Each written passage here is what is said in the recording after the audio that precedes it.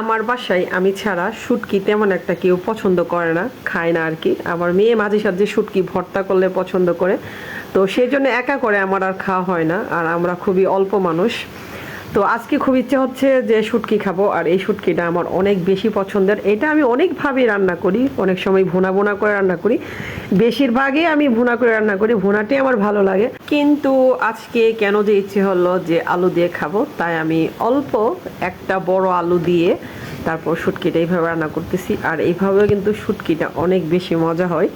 প্রথমে আমি আলু, আস্ত রসুন, শুটকি এগুলো আমি ভেজে নিয়েছিলাম। তারপরে যখন মশলাটা কষা কষা হয়ে গেছে ভালো করে, তখন আমি এগুলো দিয়ে দিলাম। তারপর ভালো করে কিছুক্ষণ কষিয়ে নিব।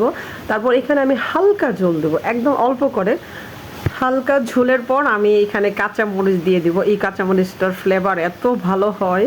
ধনেপাতা থাকলে বেশি ভালো হতো, ধনেপাতা আমার কাছে আজকে নেই, তো সমস্যা নেই। এটাতে যেই